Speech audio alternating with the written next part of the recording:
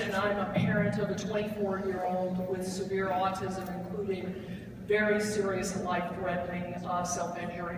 I want to tell you a little bit about my son's journey. Since he was around 10 years old, he's had very, insignificant self-injury that escalated over time. This is my son in 2007.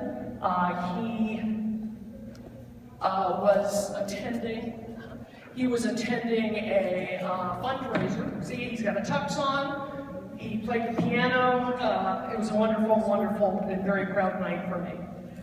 This is 1 year later. I was doing the same fundraiser, but I couldn't go because my son was in a hospital in 4-point restraints.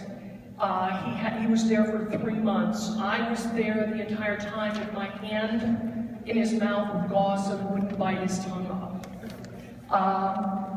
He was back and forth in and out of the state trying to do something to save him.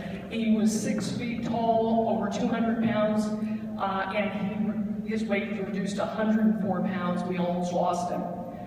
We finally brought him back to Hunterton Developmental Center. The last thing I ever wanted for my son, but they did stabilize him. And he stayed there for a couple years. I actually testified in groups like this and legislators in the past to get him out of the developmental center. It was really hard to do. So being in the group setting is something I care very much about in the community. So we moved into a beautiful group home in 2011. He was there for a little while and then went into crisis. What you can't see here is his ears totally disfigured from beating himself up. We went from there because I still believed in group homes for my son. I still did. And I sent him to a behavioral group home, thinking this is going to make the difference. Started off really great. But what happens is when individuals like my son begin to display low levels of self-injury, the staff is not prepared to deal with them. And so they must stay in their homes and they become prisoners in their own homes. So he's in this beautiful home in a lovely community, but he's in prison. He cannot leave the home. And so what we had was another crisis. In 2014, my son was hospitalized 9 times. 9 times my son was hospitalized. This is a child's version of my son's helmet.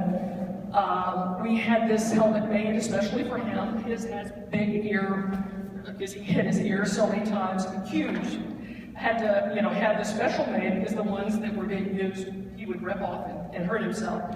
So we got this, and then we were told that he can't go out. I thought, well, finally now he can leave the house. He can leave the house, he can leave the prison, he can go out. I know that that works for him.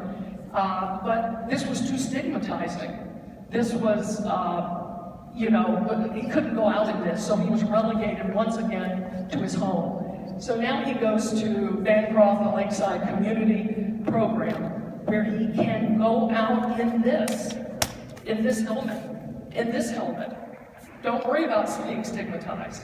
Just worry about keeping him safe. And guess what? 30 days, no self-injury. We haven't had that in over a year. He just needs to be released from the prison that the group home for my son created. I need to share one more story. One more, please. The only thing I would say I know, this is so important. One more story. Somebody else is not going to get to speak. Okay. One more quick story. I got a call from a parent.